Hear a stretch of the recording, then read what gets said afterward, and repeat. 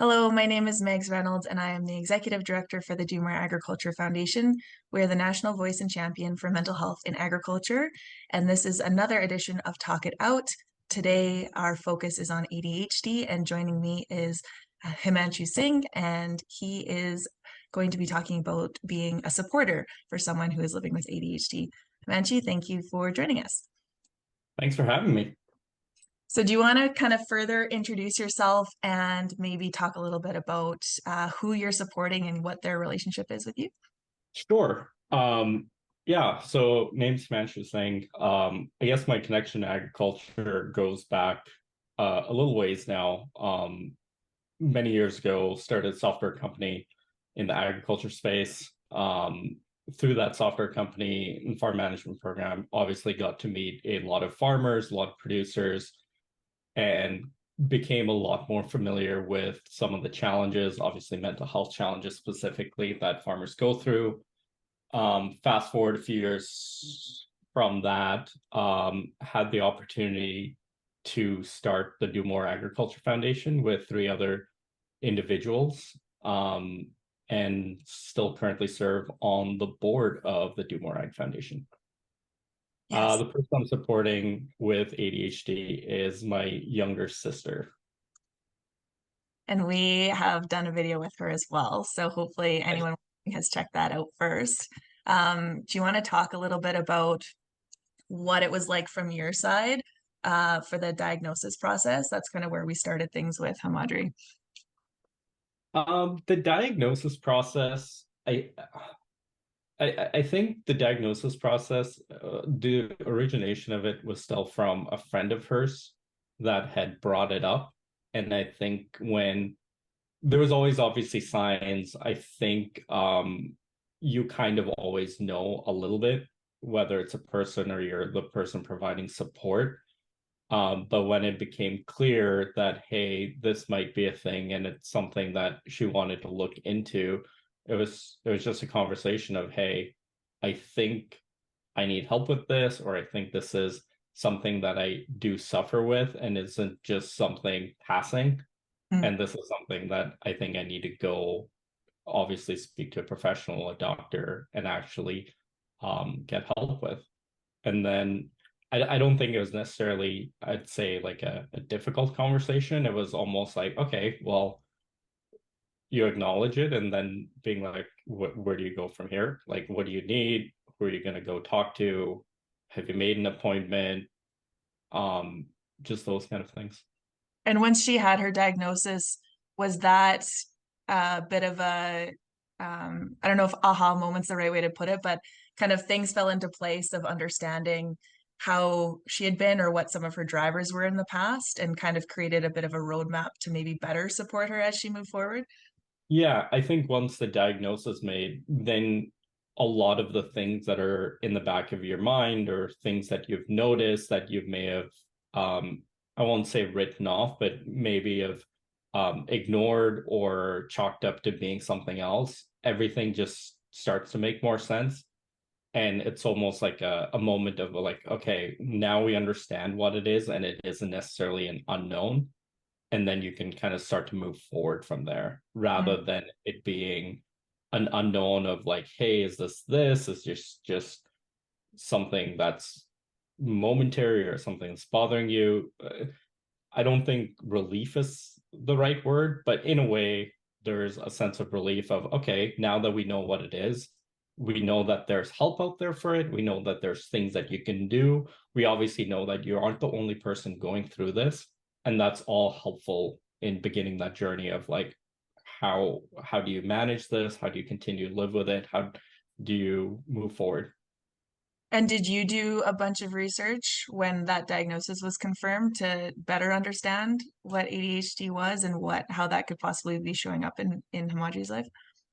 I think research and just like conversations of certain habits, like obviously growing up, like certain things that you'd always notice, like you can then connect the dots better and like actually have conversations about it and more informed conversations instead of just, oh, it might be this, or oh, have you tried this? And then you can actually go look it up yourself too, of like, okay, like this makes sense. This isn't just um her acting out like as a child or someone younger or whatever. Like these are known characteristics of ADHD, and this is usually how it manifests. These are some of the variations, the differences of one person may be affected in one way and others in that way, and how it starts to explain a lot of behavior. Yeah, she talked about being labeled too emotional a lot. Yeah. um, in some of the ways that, and I'm not just saying by family, but I think in Yeah. kind of school settings and relationship settings, and how for her that was understanding that that was part of her ADHD really helped her so that it wasn't just something that could keep being dismissed. Yeah, and like obviously like being labeled being emotional between her and I there's a larger age gap, like she's several years younger than me, and like I guess being older but still pretty young, sometimes you dismiss those things as being the older brother. It's like, hey, stop being so emotional. But as you mature too, and like obviously our relationships matured, and then having the diagnosis, then you understand what those things actually were. Mhm. And how have you found navigating the line between being that supportive older brother and really looking to, encourage her self-growth and progress, and being able to maybe not push too hard or be understanding of kind of how her ADHD factors in, and sometimes there is highs and lows with that. And so how do you navigate that line of being that supporter and wanting to help that person grow and be the best they can be, while also being respectful for what is going on in the background? Yeah, I think once you learn more about ADHD and then also learn more specifically on how it affects the person you're supporting, you then understand where to provide support and where not to. So I think like with a lot of mental health diagnoses, there isn't a one size fits all. There's variations of it, and each person has different tendencies.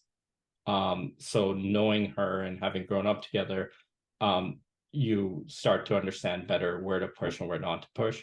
So certain areas where to provide space of, hey, you need a little space. This is something that you're working through. I'm going to give you that space. And there's other moments of like, hey, I know that this is a low point and you need that little bit of extra push to get past this. And we have been through this before.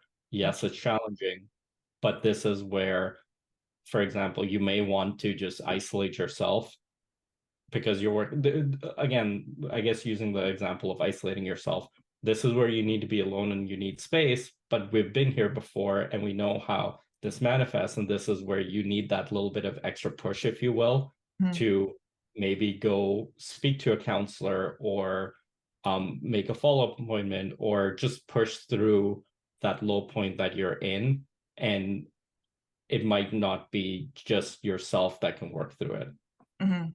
And being in the position you are in as her brother and knowing her for life, there is more of a safety almost in being able to do that. It can be hard when it's someone who might be more arm's length, who doesn't have that relationship and who can't say the things that you've just said, where we've been here before. I know you don't necessarily want me pushing in this way, but we know that this is going to help. And so I'm doing it. And that can be harder for that friend or that coworker who's maybe picking up on some of these signs. Yeah, like I think one of the stories that we often joke about when we were younger, whatever it was, she was very upset, wouldn't come out of her room, close the door, and I basically just sat outside being like, "Hey, you can close your door, but you can't actually make me leave." And Yeah. that's again the difference between being siblings, having grown up together, and being like, "Well, I'm just gonna sit here. Eventually, you are going to talk to me, and we are going to work through this." And like that's something that you can't necessarily do with someone that is arm's length. hmm And she talked too about some of that like impulsivity piece, especially with her shopping. And I can Yeah. see that you probably were a big piece of coming in and trying to create some structure and maybe guidance on helping her manage that and not just go down the rabbit hole of like, I need to have this and it doesn't matter what's going on in my bank account right now. And again, that's I think the balance and understanding like where like we talked about giving someone space. So even like her focus and her bad spending habits earlier on, it was you can't just necessarily cut someone off and being like, hey, you need to stop this. You have to give them space. And I think that also existed with some of the bad spending habits, bad financial decisions of, hey, let's make a plan Mm. of this is what you can do. This is what you should have in savings or reserve funds or your funds or whatever you want to call it. So when you have those tendencies or you are feeling like that, you still have some space to um not necessarily I guess you have some space to give you like buffer, if Mm. that's the right word, of to figure it out without it going down completely in the wrong track or where you were previous to this. Mhm. Yeah, you're not creating something that's too harsh. And I think Yeah, sometimes we get lost in that, especially as the support person, where we hear all the time about enabling, like you don't want to enable someone. yeah, And so I think then that can come in and make it hard where we're like, we need to draw these really hard lines, thinking we're trying to support the person and coming at it from the best intentions. But sometimes I think it's important, like you said, to have that buffer so that these tendencies are still part of that person. So how do you support the person to grow and learn and have that safety net, but still be able to be themselves? yeah. Regardless of the diagnosis and how much you want to be the support person, you can't be there every step of every decision of everything that they do. So unless you create some boundaries, but also some room for them to learn how to manage and address some of the things that come with it, they're not going to obviously be able to learn as effectively either. Mhm. And boundaries, that's a good one. Have there been boundaries that, since knowing her diagnosis and kind of stepping in some of the ways that you have to support or create structure, that there have been boundaries created from that? Just to kind of, I don't know if you need to separate like the brother sister relationship from sometimes the supporter relationship or how that looks. Yeah, I think there's boundaries from both people and like again, like sometimes the lines blur between being a family member Mm. and being that support person. And there's definitely been times where I've been told to basically back off and you have to then realize that you may be kind of stepping over from just being the support person because of the family relationship, Right. and that again this isn't person that you're trying to help, and you have to respect when they tell you that you are also pushing too hard or again need to back off. That's got to be hard. Yeah, yeah, because being family, like you want to help, you want to fix, Mm. but it's not always your thing to fix. It's them that have to work through it as well. Mm-hmm. And that's, I think, where that open communication and then trust comes from too, because you're going to have to, at some point, I think, extend that trust maybe past a little further than you're comfortable with, and then Yeah, be able to step in if you need to, but let that person kind of move forward on their own for a bit. yeah, absolutely. Hamadri also spoke about how she is on medication, but sometimes she'll go off medication when she's feeling good. And obviously, not recommending that. We want to recommend that, you work through your medication with your doctor, whether that's dosage or being on it or not being on it.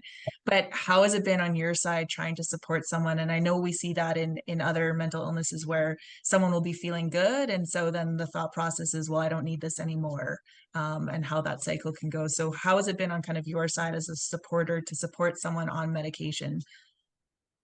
I think supporting someone on medication, sometimes you just be the outsider, you will probably pick up on signs that they may have gone off their medication or they need to go back on it Mm. before they realize themselves.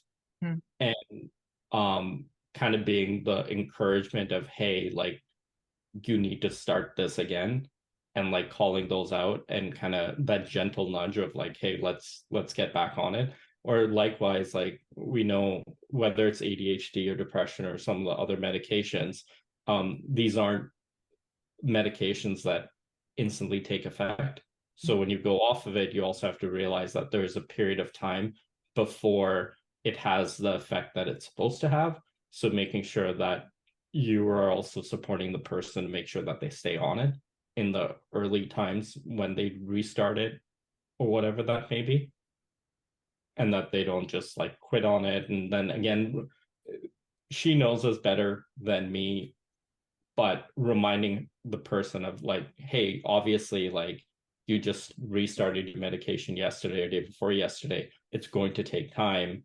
And yes, you may be frustrated, and yes, you may be feeling a lot of different things, but you know from us too that it is going to take effect and you will start to feel better. I think having someone to say that to can be helpful, even if you know that, right? Just having that outside reassurance that it is gonna work and you've been down that path before and it's gonna be okay. And because we want that immediate fix, right? And I think especially with medication, we have maybe that in our mind sometimes more that the second you start taking something like an Advil or Tylenol, that it's gonna help. But that Yeah. understanding of it can be a slower process. And then especially if that's the first time you've ever been on something, there can be more of, okay, now we need to figure out dosage and just the timeline that that can take for each individual. Yeah. Or if like your medical professional changes the medication that you're on, like it may have a different effect than what you're used to. Right. And just being that support person of like, hey, this is something new. Obviously, it's not going to be exactly the same. You may react differently to it.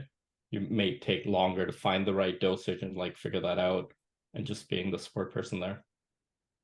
How has your relationship evolved since like having the diagnosis, learning better to, what she needs and how to support, and then where you guys are now? I think the relationship generally, I think, improves because a lot of the things that were related to ADHD that may have been frustrations or have caused like arguments in the past of like, hey, like figure this out, you know where they come from. So you also learn to like accept what they are better than you may have in the past. Mm-hmm. And I think that just helps that relationship overall. Mm-hmm. And age factoring in. Age definitely helps. Yeah. You touched on it a little bit earlier, but how depression can be part of it or anxiety. Mhm. And sometimes being the first one to say, and I know Hamadri spoke of this with her friends too, where they'll have check-ins. And especially if they start to see maybe her going into a depressive episode, start checking in and saying, hey, like we've noticed this and this. Um, is that a bit of like, are you usually the first to kind of come into that space or maybe point that out to her if she's not recognizing it? Or do you feel there is kind of that team effort between her and her friends and your family? I think not even specific to ADHD. I think with a lot of mentors, it's definitely always a team effort. We're family, and you kind of have a closer relationship than that person may with their friends, and you're going to pick up on certain things sooner, and just being able to call it out of being like, hey, like what's happening, like what's going on. This isn't typically what you're like most days. Um, but I think supporting anyone with mental health, it definitely takes more than one person. And it is a combination of different support systems, whether it's friends, whether it's family, coworkers, whatever it may be. And I think each person supports that person in a different way. Hmm. So being family and having closer contact, I may necessarily pick up on certain things earlier, whereas um, during a lower part, friends may be what is needed to kind of work through it, where I might not be able to help. Hmm. Yeah, that's a good point. One of the things that I asked you was like, how do we better support not just as friends and family, but work environments or colleagues, right? Because Uh, there is so much there, and I think there's so many positives that can come out of it as well. But you need to have the be put into the environments where it's going to support how that person is and how they think and how they work. I think the community around you is very, very important for any kind of mental health disorder or just like help overall. And then as a supporter, and this is just something that we always try to stress, as you know, as a foundation, but just what do you do for you? Like, how do you make sure that you're taking care of you before taking care of Hamadri or anyone else in your circle? I think like we spoke about like boundaries earlier. I think knowing like how much to support and where to support, and then also knowing like where to specifically with family on Mm, where to kind of draw lines and take a step back.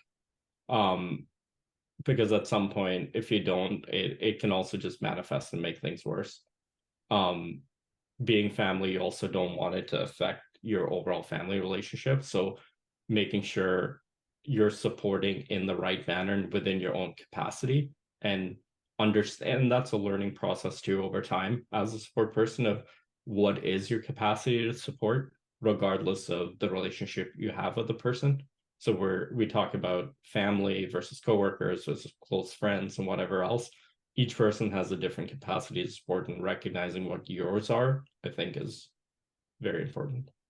that's such a great point. And a point for like anything, anyone in any part of your life that you're dealing with, right? Understanding that. And I think too, understanding that what your capacity is today might be different than what it is next week or the week after, just depending on like what you personally have going on in your life too, right?